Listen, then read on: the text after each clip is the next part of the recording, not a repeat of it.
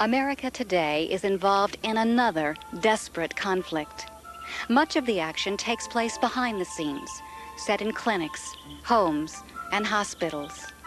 Many Americans aren't even aware of this struggle, so brace yourself, because before this film is over, you will visit the bloody fields of battle. You'll meet the people involved in the fighting on both sides, which includes some of the most influential figures in America today. And perhaps for the first time, you'll understand the reasons behind their struggle. Our story concerns abortion and began, strangely enough, in this relatively peaceful suburb of Los Angeles. Malvin Weisbergs, a pathologist, owned a large storage container which he kept in his backyard. When he failed to make the final 2 payments, it was repossessed. We made a decision to repossess it because his check did not clear the bank. And so we sent the truck out to pick up the container. I rolled out there and took the box up and started pulling it up. And it was so heavy, it's just, it broke the winch. And we couldn't get it off the trailer, so we had to leave it on the trailer because it was too heavy. So I was asked by Nick to have a crew go down and unload the container at the other yard. I got a radio call that from Ron Gillette, the foreman, and he said the men were throwing up and there was something really wrong. One of them fell down and hit me right in front of my feet. And it was opened up, and there it was. It was a mutilated body. And the more closer I looked at it, it was a human body. And when I came to work the following day, I saw it myself. I couldn't believe it. And just, just little bitty babies, just all torn to pieces. Their heads chopped off, arms, legs, it just makes you sick to see something like that. Well, really, it's just, it makes you want to cry when you see something like that. Starting at the very front of this container, it was just wall clear to the ceiling and clear to the sides, filled with them. I really don't want to witness it again. Not what I saw. Well, as the supervisor for the County of Los Angeles, we found out through the media that 17,000 infants had been stored in a container. So we asked for an investigation by the district attorney and the coroner's office.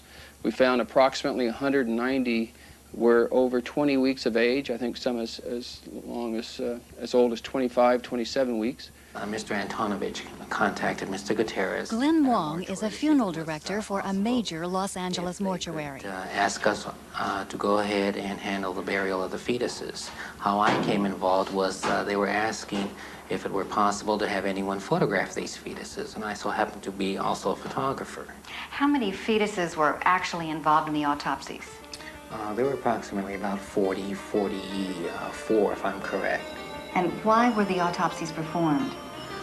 They were to find out why, or what was the reason of the cause of death.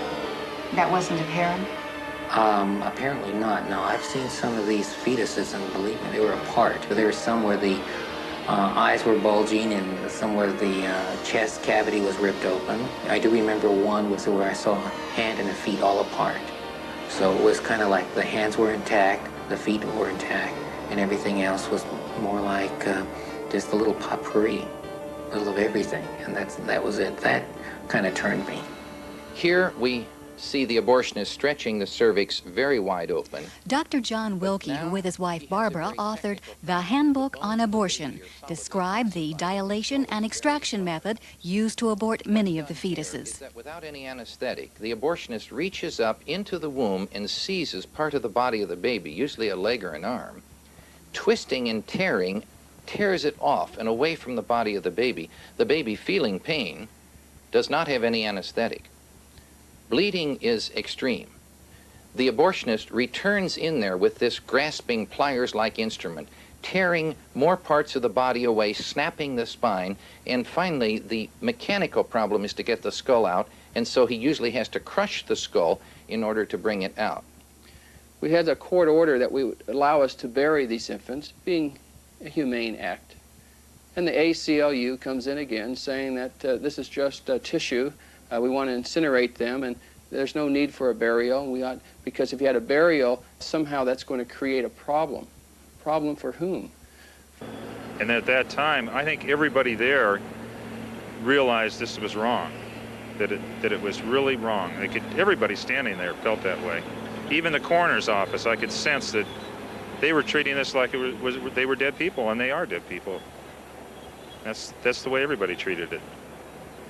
Evidently, the ACLU doesn't feel that way. And then transferred it all into to the original container, and as I understand, it's still up in a county yard someplace. Is it refrigerated? No, it's in a steel container. And how long, do you have any idea how long it'll be there? I don't know, but it's been 2 years now, so who knows? Although the discovery of 17,000 fetuses in a trash container is not an everyday occurrence, it is an event that should surprise no one. For every 3 days, an equivalent number of fetal children are disposed of in this country. 17,000.